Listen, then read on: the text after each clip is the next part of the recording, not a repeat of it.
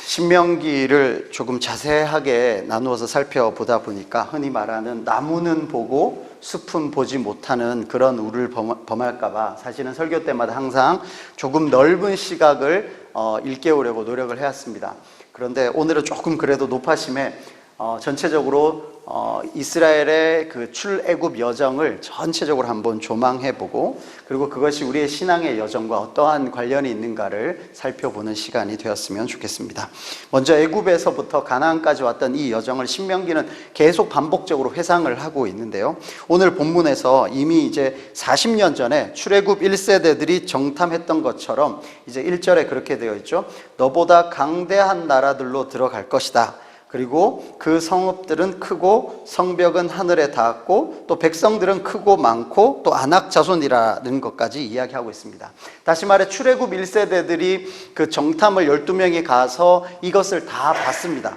그리고 그 중에 10명의 정탐꾼이 그들 앞에는 우리 메뚜기처럼 초라합니다라고 말했었거든요. 그러니까 하나님이 그것을 부인하시는 게 아닙니다. 그들의 성벽이 높고 또 그들이 크고 강대하고, 그래 아낙 자손 맞고, 2절에 보면 누가 아낙 자손을 능히 당하겠느냐, 그래서 아낙 자손 이기는 거 어렵다. 그래 그때 정탐꾼이 했던 말 맞고, 지금 다시 가나안 왔을 때 그 사이에 성벽이 무너졌거나 아낙 자손들이 사라졌거나 그렇지 않고 여전히 성벽은 높고 아낙 자손들은 살고 있고 아낙 자손을 이기기는 쉽지 않다라고 말씀하고 계십니다. 그런데 이제 3절에 오늘 너는 알라, 내 하나님 여호와께서 맹렬한 불과 같이 네 앞에 나아가서 그들을 멸하고 엎드러지게 하실 것이고 쫓아내실 것이다 라고 이야기합니다. 그러니까 지금 이제 그 아낙 자손과 같은 가나안 백성들을 쫓아낼 수 있느냐 없느냐의 문제를 가지고 왈가왈부하는 단계는 아닙니다. 이미 그들을 쫓아내는 것까지는 기정사실이라는 거죠.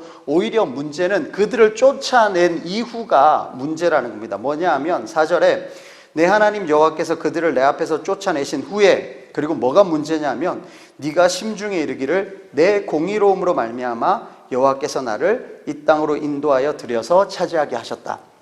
다시 말해 여호와께서 이스라엘 백성을 인도하여 들이셨고, 또 여호와께서 가나안 원주민들을 쫓아내셨고, 또 여호와께서 가나안을 우리 이스라엘 백성에게 주신 거는 맞아. 그래 맞는데 그 이유가 뭐냐면 우리가 공의로워서, 우리가 그거 받을만 하니까 여호와께서 주신 것이다 라고 생각하기 시작한다는 거죠. 그것이 문제라는 겁니다. 가나안 원주민들을 쫓아낼 수 있느냐 없느냐가 문제가 아니라 들어간 후에 너희들의 생각에 우리가 잘나서 하나님이 우리에게 이거 주셨다라고 말하기 시작하는 것, 이게 문제라는 거죠. 우리 지난주에 살펴봤듯이 8장 17절에 이렇게 되어 있었지 않습니까? 그러나 네가 마음에 이르기를 내 능력과 내 손의 힘으로 내가 이 재물을 얻었다 말할 것이다. 이게 걱정이라는 거거든요. 그러니까 지금 이스라엘 백성들이 가나안 땅에 들어가서 문제는 이게 내 손과 내 능력으로 되었다, 혹은 나의 공의로움으로 되었다라고 말하기 시작하는 것이 문제가 될 거라는 겁니다. 그리고 5절에도 이렇게 되어 있습니다. 네가 가서 그 땅을 차지함은 내 공의로 말미암음도 아니며 내 마음이 정직함으로 말미암음도 아니다. 그러니까 지금 연결해서 보면 너의 능력이나 너의 업적으로 가나안을 준 것도 아니고 너의 도덕적 혹은 너의 인격적인 성숙함으로 이 가나안 땅을 준 것이 아니라는 겁니다.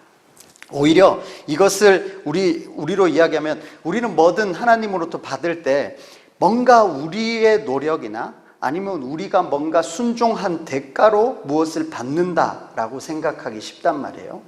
그것은 거꾸로 뒤집어 보면 누군가가 힘들어할 때는 그래 네가 순종하지 않았기 때문이다, 너 이거 싸다, 이렇게 받아도 싸다라고 생각한다는 겁니다.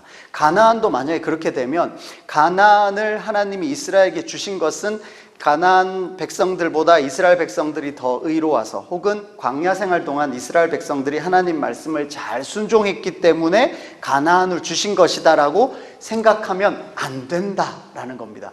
너희가 공의로워서도 아니고 너희가 정직해서도 아니고 너희 손에 능력이나 힘이 있어서 가나안을 주신 것은 아니다라고 이야기하는 거죠. 그리고 본문에서 뭐라고 이야기하냐면 이 민족들이 악함으로 말미암아 하나님께서 주신 것이다. 혹은 하나님께서 그들을 내어 쫓으신 것이다 라는 겁니다. 그러면 두 가지로 보면 됩니다. 이스라엘 백성이 여기에 있고 가나안 원주민, 가나안 백성들이 여기에 있으면 이스라엘 백성들이 뭔가 잘해서 이들에게 가나안을 준다기보다는 굳이 이유를 찾자면 이 가나안 백성들이 뭔가 잘못했기 때문에 이들을 쫓아내신 것이다 라고 이야기하는 거죠. 그런데 이 이유는 처음부터 그랬습니다. 처음부터 우리 창세기를 한번 찾아봅시다. 창세기 15장인데요 자주 찾아봤던 구절이지만 다시 한번 확인해 봅시다.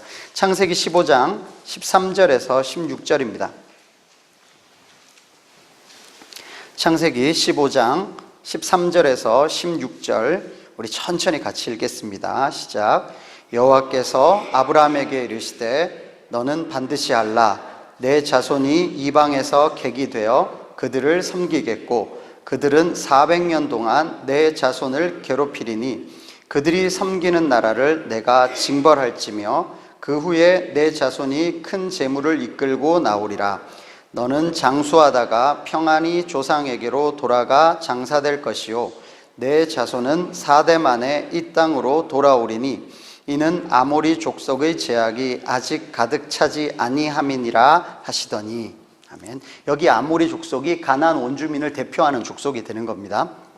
그럼 처음부터 아브라함에게 약속하실 때 너의 후손에게 가나안 땅을 줄 거다라고 처음부터 약속하셨고, 그리고 그 가나안 땅을 주는 그 기간 언제 줄 거냐? 처음부터 400년인 겁니다. 그러니까 기다리다 보니까 아이고 벌써 400년 됐네? 이게 아니고, 그리고 또 가나안 땅을 차지하기 위해 너희 이스라엘 백성들이 조금 더 많아져야 되기 때문에 기다린 것도 아닙니다. 혹은 너희들이 내 말을 잘 들어야만 줄 거니까 그 말 들어서 합격할 때까지 기다리다 보니 400년이 된 게 아니라는 겁니다. 처음부터 400년의 기간이 있었고, 그 400년을 기다린 제일 큰 이유는 아직 가나안에 살고 있던 원주민들이 죄악이 가득 차지 않아서, 다시 말해 쫓겨나도 할 말 없을 만큼 그들이 죄악이 가득할 때까지 하나님이 기다리신 거거든요. 가나안 백성들을 치는 도구로 이스라엘 백성을 삼으신 겁니다. 하나님이 가나안 백성들을 벌하시기 위해서 400년이란 시간이 흐른 뒤에 이스라엘 백성들을 들어 가나안 백성을 치는 거예요. 자, 그렇다면 이 기준으로 적용된다면 이 가나안 백성들을 치고 나서 다시 이 가나안 땅에 이스라엘 백성들이 살고 있다면 그들은 그럼 더 특별한 대우를 받을 것이냐? 똑같은 기준보다 오히려 어쩌면 더 엄격한 기준을 하나님이 들고 계시겠죠. 원래 살고 있던 가나안 원주민들보다 조금 더 높은 도덕적 혹은 하나님의 말씀을 순정하는 그 기준을 삼고 그대로 지키지 않는다면 원래는 이스라엘 백성들이 심판의 도구였지만 이제는 심판의 대상이 되는 겁니다. 그래서 그 주변의 다른 민족들을 들어서 이스라엘 백성을 치죠. 사사시대, 그러니까 우리가 지금 읽고 있는 신명기 다음에 여호수아 시대 다음에 사사시대인데요, 사사시대 때 끊임없이 주변 민족들이 들고 일어나서 이스라엘 백성들을 칩니다. 그래서 하나님께로 돌아오게 만드는 역할을 하죠. 그리고 결국은 말을 안 들어서 아수르나 바빌론이나 그런 나라들을 쳐서 이스라엘 백성들을 징계하시는 거죠. 여기는 내 백성이니까 내가 더 특별히 아무도 건드리지 마가 아니라 가나안 원주민들보다 더하게 하나님의 말씀대로 살아가지 않는 한 이들도 똑같은 기준에 따라 혹은 더 엄격한 기준에 따라 처벌을 받을 것입니다. 물론 가나안 백성들처럼 진멸의 대상은 아닐 겁니다. 그들을 징계하시고 다시 돌아오게끔 하시는 목적이 있는 것이지 그들을 그냥 죽여서 씨를 말려버리겠다 이런 것은 아니겠죠. 그런 차이가 있는 건데, 그렇다고 해서 우리가 또 가나안이라는 것을 자꾸 우리는 무슨 보상으로 이렇게 생각하는 그것을 깨야 되는 거예요. 우리가 뭐 예를 들어 아이들한테 무슨 선물을 사준다고 할 때도 뭐 애들이 핸드폰 사주세요 그러면은 그래 성적이 얼마 이상 오르면 사줄게, 아니면 뭐 중학교 입학하면 사줄게, 뭐 정 그것도 안 되면 그래 그럼 생일날 사줄게, 뭐라도 조건을 내걸지 않습니까? 아니면 자녀가 저 차 사주세요, 야 일단 운전면허부터 따라, 뭔가가 이루어지면 그에 대한 대가나 보상으로 우리 무엇을 줍니다. 자녀들에게요. 그런데 이 가나안 땅이라는 것이 이스라엘 백성이 무언가 했기 때문에 혹은 그것을 받을 만한 뭔가의 자격 요건을 갖추었기 때문에 주었다라고 생각하는 이거를 깨야 된다는 거예요. 근데 이것은 호시탐탐 이스라엘 백성들 안에서 올라오는 것이고 우리의 신앙생활 안에서도 올라오는 겁니다. 우리가 신앙생활을 할 때 뭔가 옆에 사람이 잘 되고 혹은 누군가 간증이나 뭐 해서 이분이 이렇게 신앙생활을 잘해서 하나님이 이렇게 복을 주셨습니다. 여기까지 괜찮아요. 괜찮은데 반대로 그러면은 저 사람은 왜 그럽니까? 그게 욥기의 주제지 않습니까? 욥이 그런 벌을 받을 만한 아무런 이유가 없었거든요. 혹은 또 예수님 시대 때 눈먼 자, 날 때부터 눈먼 자, 이 사람 왜 그럽니까? 누구 죄 때문입니까? 자기 죄 때문입니까? 아버지의 죄 때문입니까? 아니, 하나님의 영광을 위해서다. 도무지 이해할 수 없는 대답을 하신단 말이에요. 우리가 우리 안에서 신앙생활을 할 때 저 사람은 이래서 복 받았구나, 저 사람은 저래서 벌 받는구나, 이 틀을 깨야 된다는 겁니다. 가나안은 그렇게 보상으로 주어진 땅이 아니라는 겁니다. 혹시 또 이유를 든다면 이제 다시 우리 신명기로 가서요. 신명기 9장에 5절의 마지막에 이렇게 되어 있습니다. 내 조상 아브라함과 이삭과 야곱에게 하신 맹세를 이루려 하심이니라.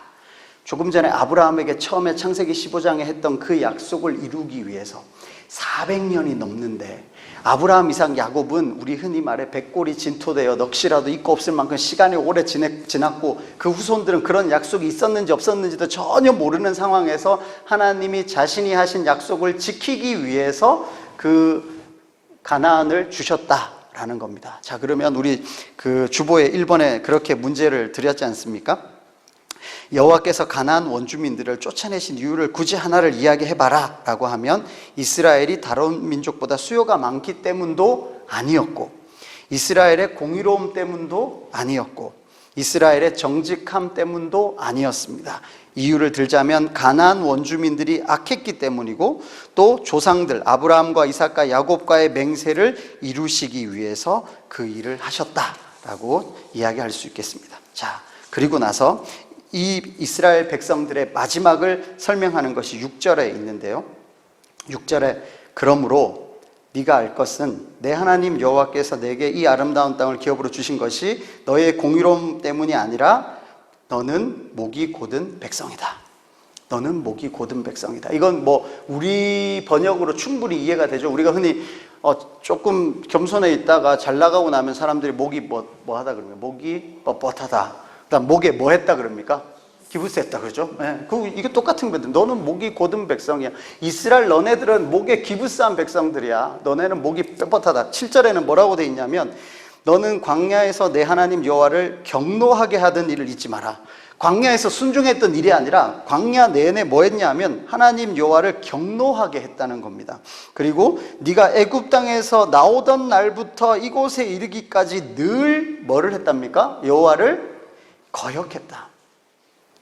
너 애굽에 있었을 때나 광야 생활 할 때나 여호와를 경노케 했고 늘 거역했지, 너한테 무슨 건덕지가 있을 게 없고 너를 한마디로 정의하자면 목이 곧은 백성이다 라고 이야기하고 있는 겁니다. 이렇게 되면 가나안 땅을 도대체 왜 주시나? 이들에게 가나안 땅을 주신 이유가 뭘까라고 생각하는 거죠. 그런데 또 이스라엘 백성들은 반대로 이야기합니다. 아니 사실 애굽에서 나올 때 우리도 뭐 했지 않습니까? 6월절에 문에 피 바르라 했으니까 우리 피 발랐고 40년 동안 광야 우리 두 발로 걸어왔고, 그죠? 만나 주셔도 결국은 요리해서 먹은 건 우리고, 이렇게 이야기한다는 거예요. 정복 전쟁을 가도 결국은 칼 들고 창 들고 싸우는 사람은 우린데, 이건 마치 이런 겁니다. 물에 빠져 죽어가는 사람한테 구명 튜브를 던져주면 그 사람이 꼭 잡고 있고 땡겨서 끌고 나오면 나와서 하는 말이 내가 구명 튜브를 꼭 잡고 있었으니까 당신이 날 구할 수 있었다. 이렇게 말하는 것과 같아요. 지금 이스라엘 백성들이 자랑하려고 하는 그 입에서 나오는 그 자랑들은 뭐냐 하면 정말 우리가 봤을 때 그게 자랑거리가 될 수 없는 것. 우리가 40년 동안 걸어왔어요. 우리가 그러니까 믿음으로 순종했으니까 우리가 결국 받을 만한 거 아닙니까? 라고 이야기하는 그때, 아니 너희는 목이 곧은 백성이다. 너희는 늘 거역했다. 너희는 여호와를 경노하게 했다. 그냥 열받게 하는 정도가 아니라 경노하게 했던 민족이다. 이것을 기억해라 라고 이야기하는 겁니다. 그리고 나서 이제 9장 8절 이하에 호렙산에서 어떤 일이 있었는지 예를 들어서 쭉 이야기하고 있고요. 22절 이후에는 다베라와 마사와 기브롯 핫다와에서라는 곳에서 무슨 일이 있었는지 예를 들어서 계속 설명하고 있습니다. 이 예들은 다 뭐냐면 너희들이 늘 여호와를 경노하게 했던 사건들. 40년이라는 기간 동안 하루도 빠짐없이 여호와의 말씀을 늘 거역했던 너희들인데 그런 너희들에게 가나안을 허락하신 것이다 라고 이야기하고 있습니다. 자, 이 정도면 전체적인 애굽에서부터 광야 가나안의 시절이 어떤 시절이었는지 어느 정도 감이 잡히리라고 생각되고요. 그렇다면 그 여정의 의미를 살펴보겠습니다. 자, 애굽에서부터 나오는 것은 이스라엘의 신분, 이스라엘 백성의 신분의 변화가 있죠. 애굽에서는 뭐였습니까? 노예였죠. 애굽에서 살았던 신분은 노예였는데 애굽에서 나오는 그때부터 이들은 어떤 사람들이 됩니까? 자유인이 되는 거죠. 그래서 노예에서부터 자유인이라는 신분의 변화가 있었습니다. 그렇게 자유민이 됐지만 사실 눈앞에 펼쳐진 건 광야죠. 아무 곳이나 갈 수 있었지만 사실은 갈 곳이 하나도 없는, 그냥 자유인이라는 것만으로 놓고 보면 애굽에서 만약에 사막으로 추방된 사람이 있다고 생각해 보십시오. 추방되면 사실 자유인입니다. 근데 갈 곳이 없어요. 그러다 죽어요. 그러니까 지금 자유인이 된, 애굽에서부터 나와서 자유인이 되었지만 40년 동안의 광야 생활은 그냥 떠돌이 유랑민입니다. 우리로 말하면 노숙자들이죠. 어디 가서 잘만한 곳이 없어요. 흔히 말해 벽 하나 없고 지붕 하나 없는 곳에서 1, 2년도 아니고 40년을 보내야만 했습니다. 그런데 그 광야에서 만약에 이제 이 신명기가 지나고 가나안으로 들어가게 된다면 이들의 삶의 방식은 완전히 달라지죠. 유랑민에서 정착민으로 바뀌는 겁니다. 그러니까 매일, 만약에 여러분 매일 텐트 생활을 한다고 생각해 보십시오. 매일 옷 쌌다가 풀었다가, 여자분들 같으면 주방 뭐 몇몇 기구들을 넣었다 뺐다 해야 되는데 이제 그 모든 짐을 풀어서 옷은 옷장에 넣고 그 다음에 선반에 뭐 주방 기구들을 놓고 이제 사람 사는 것 같이 살 수 있게 된다는 거죠. 그러니까 노예에서 자유민으로 바뀌는 것도 어마어마한 차이가 있을 거고, 떠돌이 유랑민에서 정착민이 되는 것도 어마어마한 신분 혹은 삶의 방식의 차이가 있는 겁니다. 이렇게 이스라엘 백성들이 변화를 겪게 되었는데요. 자, 그렇다면 이렇게 가나안에 들어와서 사는 것, 예전에도 한번 말씀드렸습니다. 출애굽이라는 사건을 통해서 보면 애굽에서부터 나오는 것의 완성은 어디에 가야 되는 겁니까? 광야가 끝입니까? 가나안이 끝입니까? 출애굽의 완성은 애굽을 나오는 순간입니까? 아니면 가나안에 들어갈 때까지입니까? 가나안에 들어가야 출애굽이 완성이 되는 거죠. 그러니까 이제 우리로 말하면 뭐 탈옥을 했다 칩시다. 탈옥해서 교도소 문 밖에 딱 나오면 성공하는 게 아니라 숨어서 잘 살고 지내야 되는 거죠. 애굽에서부터 나와서 광야 생활 40년 동안은 사실은 출애굽의 완성은 아니죠. 가나안에 들어가야만 이제 완성된 거라고 생각하는데, 자, 그렇다면 우리의 이스라엘의 신앙 여정을 놓고 봤을 때 가나안은 종착점일까요? 시작점일까요? 시작점이죠. 우리의 신앙생활하고 비슷한 거죠. 자, 다시요. 애굽에서부터 나오는 것은 노예에서 자유민으로 가는 큰 변화가 있고, 또 광야에서 가나안으로 들어가는 것은 유랑민에서 정착민이 되는 큰 변화가 있긴 합니다만, 이 가나안이라는 것이 도착 혹은 종착점이 아니라 그것은 시작점 혹은 출발점이라는 겁니다. 여기까지 동의가 되십니까?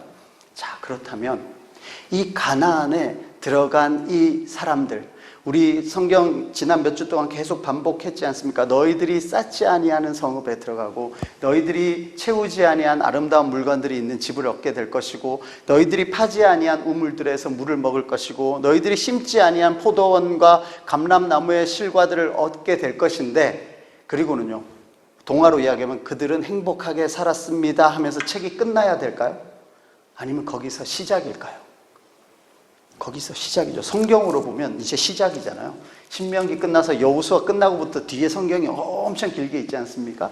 이스라엘이라는 민족이 아브라함에서부터 사람들이 많아지는 이야기, 그 다음 그 많아졌던 사람들이 애굽에서부터 나와서 광야를 지나 가나안에 들어가는 이야기, 그리고 이제 가나안에서부터 이야기가 본격적으로 시작이 되는 겁니다. 그러면 아까 말했던 성읍이나 집이나 포도원이나 우물들은 무대 배경이고 세트입니다. 이제 시작이라는 거예요. 근데 이스라엘 백성들은 거기 딱 들어와서 이게 다 내 공의로움 때문이고, 내 정직함 때문이고 내가 잘나서 그렇고, 그리고 거기서부터 뭐를 시작하고 있냐면 이제 성읍을 더 높이, 성벽을 더 높이 쌓아야 될 것 같고, 아름다운 물건을 더 넣는 데 신경 쓰고, 집들을 늘리는 데 신경 쓰고, 우물 더 파고 포도원 더 늘리는 데 신경만 쓰고 있다는 겁니다. 그렇다면 이걸 우리 신앙생활로 한번 가져와 봅시다. 애굽에서부터 광야로 나온 것, 그러니까 노예에서부터 자유인이 되는 것, 이걸 신학적으로 이야기하면 죄와 사망의 권세에서부터 그 다음에 구원받는 사람이라고 이야기할 수 있을 겁니다.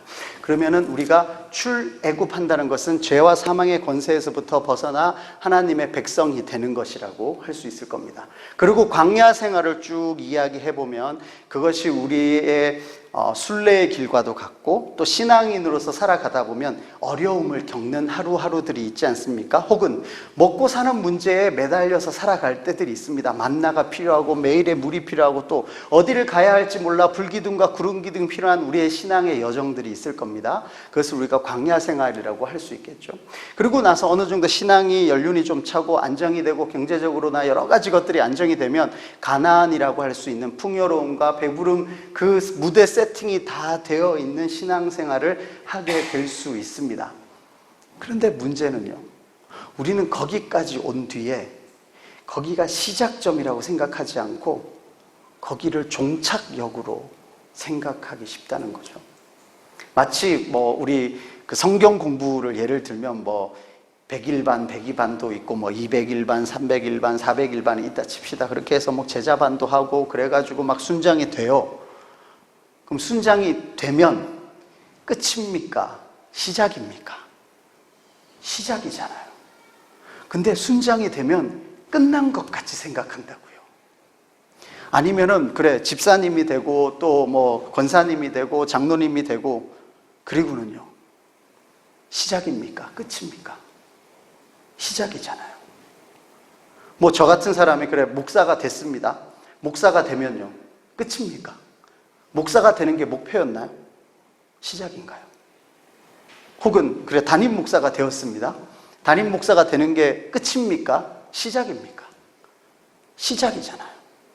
우리는 신앙생활을 할 때 가나안이 마치 천국인 것처럼 가나안에 들어가면 끝이라고 생각한단 말이죠. 가나안에 들어갔으면 이제 더 이상 할 일은 혹시 좀 좁다 싶으면 집 좀 늘리고, 혹시 좀 힘들다 싶으면 성벽 높이고, 그냥 그 정도가 우리의 신앙이 단 것 같아요. 혹은 조금 어려운 거 있으면 요거 조금 더 배우고 저거 조금 더 배우면 그게 우리의 신앙이 다 된 것처럼 생각하기 쉽다는 이야기입니다. 여기에서 공부하는 학생으로 예를 한번 들어볼까요? 우리가 고등학생들을 만약에 교복 사주고, 그죠? 또 학교에다가 태워주고, 그 다음에 또 학교에서는 더우면 에어컨 틀어주고, 또 난방도 잘 돼 있고, 또 요즘 EBS 들어야 된다 그래서 막 노트북 사주고, 그래가지고 시간 맞춰서 교실에 딱 들어갔어요. 끝입니까? 시작입니까? 시작이잖아요. 거기까지가 부모 입장에서는 할 일의 거의 끝이겠죠. 근데 학생 입장에서는 거기서 시작이란 말입니다. 하나님 입장에서 이스라엘을 가나안에 들여놨어요. 그리고 그 모든 것들을 준비해서 주셨단 말입니다. 그리고는 이스라엘 백성은 시작이에요. 자, 학생으로 다시 이야기해 볼까요? 그래서 학용품 예쁘게 사줬는데 그거 가지고 책에 그림 그리고, 노트북 사주니까 영화 다운 받아보고, 교복 사주니까 줄이느라 바쁘고, 그거 하라고 한 거 아니잖아요. 그럼 우리도 마찬가지예요. 하나님이 우리에게 주신 이 신앙의 삶의 여건들을 가지고 우리는 도대체 뭘 하고 있냐는 겁니다. 혹시 여기가 끝이라고 생각하고 살고 계시지는 않냐라는 질문입니다. 교회는 그러면 어떻습니까? 자, 교회는 이제 개척교회가 시작이 됩니다. 일단은 여기까지 건물을 올리는 데까지 막 왔어요. 그리고는 끝입니까? 아니면 그래 여기에서 우리도 땅을 밟아야지 그러면서 이제 땅 있는 교회, 땅 있는 교회를 목표 삼아 막 갑니까? 그 다음은요, 자립해야 돼, 빚을 다 갚아야 돼. 그 어느 정도 다 하면 우리도 그럼 비전센터가 있어야지. 요즘 비전센터 하나로 안 되잖아요. 복지관 이래가지고 또 복지관 하나 있어야 돼요. 선교사도 적어도 몇 명은 보내야 되고, 그 다음에 세계 방방곡곡의 개척교회들을 또 몇 개를 더 세워야 되고, 또 분립개척을 해야 되고, 이겁니까? 교회는 그거 하기 위해서 만들어진 걸까요? 혹은 하나님이 우리에게 그런 일들을 허락하셨다 칩시다. 그게 끝일까요? 거기서 시작해야 될까요? 우리는 시작과 끝이 어딘지 잘 모르고 혹은 착각하고 살아가고 있지 않나 말씀을 드리는 겁니다. 자, 그렇다면 이제 우리의 질문은 하나로 집중됩니다. 그래, 끝이 아니고 시작이다. 그래, 시작이라면 도대체 하나님은 우리한테 뭘 원하시는 걸까? 가나안에 들어간 이스라엘 백성들에게 하나님은 도대체 뭘 원하시는 걸까? 계속적으로 반복됩니다. 너희는 나의 소유다. 너희는 나의 백성이다. 그 거룩한 백성답게 살아라. 우리 2주 전으로 이야기한다면 사람이 떡으로 사는 존재가 아니라는 거, 사람이 떡으로만 사는 존재가 아니고 여호와의 입에서 나오는 말씀으로 살아가는 존재임을 보여라. 그렇게 살아가라. 가나안 백성들은 떡을 위해 살아가는데 사람이라는 건 떡을 위해 살아가는 존재가 아님을 보여라 라고 이야기하는 겁니다. 가끔 가수들이나 이런 연예인들 인터뷰 보면 그런 것들이 있어요. 이렇게 어느 정도 이제 음반 판매들을 많이 하고 이제 우리 흔한 말로 먹고 살만해진 사람들한테 물어보면 이제 자기 음악 하겠대요. 그런 인터뷰 들어보신 적 있죠? 혹은 영화 배우들도 뭐 어느 정도 이제 커리어를 쌓고 돈도 어느 정도 벌고 나면 이제 자기가 원래 꿈꿔왔던 제작을 하고 싶다거나 감독을 하고 싶답니다. 또 뭐 정치인들도 그래요. 초선 의원, 재선 의원은 다음 선거를 위해서 막 뛰지만 3선, 4선 좀 중진들은 이제 사회에 좀 더 책임 있는 발언들을 하고 싶어 합니다. 만약에 그렇지 않고 3선 의원인데도 4선을 위해서 살고 4선 의원은 5선 위해를 살고 그냥 다음 선거만을 위해서 살아가는 그런 정치인들을 보면 우리가 안타깝고 조금 한심해 보일 수도 있거든요. 근데 그 신앙인들도 마찬가지고 이스라엘에게도 마찬가지입니다. 이스라엘이 노예에서 자유민이 됐고 유랑민에서 정착민이 됐고 그러고 나서 잘 됐다. 이제 모든 게 끝났다. 우리의 할 일은 이제 집 더 꾸미고 성벽 높이고 여기서 잘 먹고 잘 사는 게 전부다라고 생각하는 거 안타깝고 한심하기 그지없죠. 하나님 입장에서는 이제 시작하라고 하는 건데 이제 거룩한 백성답게 살라고 그거 다 준비시켜 놓으신 건데 거기에 그냥 매몰돼 버리는 겁니다. 우리 신앙인들도 마찬가지예요. 죄와 사망의 권세에서 끌어내셔서 불기둥 구름기둥으로 우리를 인도하여 내시고 먹고 사는 문제를 어느 정도 해결해 주셨습니다. 그리고는요, 이제 그리스도인답게 살아가라고요. 근데 거기에 멈춰요. 이제 다 됐다 싶어요. 우리는 크게 두 가지 부류의 사람이 있습니다. 뭐냐 하면 죄와 사망의 권세에서부터 나왔습니다. 지리적으로 이야기하면 홍해를 건넜어요. 홍해를 건너서 그 근처에 있어요. 그냥 매일 죄와 사망의 문제 나온 거, 물론 죄와 사망의 권세에서 풀려나온 그것이 기쁘고 감사하고 정말 큰 사건입니다. 근데 거기에 있습니다. 조금 더 나은 사람은 또 그런 사람을 건져내기 바쁩니다. 예, 잘하고 계십니다. 이제 흔한 표현으로 하면 홍해에서 뱃사공 하는 거예요. 여기서 이 사람 데리고 오고 아니면 거기에 횟집 하나 차려놓고 카페 차려가지고 홍해 근처에 모두가 다 머물러 있는 겁니다. 하나님 입장에서 이스라엘 백성들을 홍해에서 건져내서 광야에 해서 가나안 보내려고 하는데 다 홍해 앞에 서 있는 거예요. 그냥 여기에서만. 이게 전부인 것처럼. 그리고 또 어떤 사람들은 이제 조금 나와서 불과 구름 기둥 의지하고 또 만나 먹으면서 물 찾아가면서 계속 가나안 방향으로 갑니다. 그래서 매일 먹고 사는 문제가 힘든 거예요. 물은 어디 있고 만나는 어디 있고 만나만 먹으니까 매출하게 먹고 싶고 계속 그 문제에 있는 겁니다. 조금 나은 사람은 가나안에 들어가요. 가나안에 들어가는데 또 뭐냐면 이게 내 공로로, 내 능력으로, 내가 정직했기 때문에. 물론 말로는 그렇습니다. 오늘도 말했지 않습니까? 나의 공의로움으로 말미암아 여호와께서 주셨다. 여호와께서 주셨다는 걸 인정해요. 하나님의 은혜임을 인정합니다. 근데 그 하나님의 은혜를 촉발시킨 원인이 뭐였냐면 내 의로, 나의 정직함으로 혹은 나의 능력으로 내가 노력했기 때문에 하나님이 은혜를 주셨다라고 생각하면서 그냥 거기에 있어요. 그 다음이 없다고요. 그 다음. 거룩한 백성답게 살아가는 그 몸부림이 없다라는 이야기입니다. 자, 그렇다면 이런 것을 위해서 또 교육 과정이 필요합니까? 또 세미나를 해야 되고 3박 4일 해야 되고 사경해야 되고 그래야 됩니까? 죄송하지만 여러분 거의 다 알고 계세요. 알고 있는데 왜 또 교육이 필요하고 또 교육이 필요하면 안 하니까요. 순종을 안 하니까요. 하나님의 뜻을 알려면 어떡합니까? 여러 가지 있어요. 근데 성경 말씀에 딱 예수님이 한 번 말씀하셨습니다. 행하려 하면 알게 된다. 순종하면 알게 된다. 뭔지 이론적으로만 자꾸 들으면 잘 몰라요. 근데 해보면 이게 그 말이구나 알게 되는 순간들이 있지 않습니까? 행해야 돼요. 우리의 신앙생활은 뭔가 지적인 활동이 아닙니다. 지적으로 뭘 더 많이 알고 신앙서적을 더 많이 읽고 성경을 많이 읽어서 툭 하면 암송구절이 주르륵 나오는 게 우리의 신앙이 아니라고요. 그것을 행동으로 옮기는 것 혹은 우리의 삶의 방식이 바뀌는 것이 우리의 신앙이지, 더 많이 알려고 더 많이 배우려고, 물론 노력 안 하는 것보다 하는 건 좋지만 그냥 그게 전부인 것처럼 주저앉아 버리면 안 된다고요. 그 교육 과정은 시작이겠습니까? 끝이겠습니까? 시작이에요. 모든 것은 시작입니다. 아까 말했듯이 교복 사주고 교실 앞에 넣어주고 뭐 노트북 사주고 다 해줘요. 시작이라고요. 그 다음 하셔야 돼요. 그럼 또 이야기하죠. 그럼 도대체 뭡니까? 뭐를 해야 되는 겁니까? 정말 대표적인 걸 한번 찾아볼까요? 마태복음 한번 봅시다. 마태복음 5장입니다.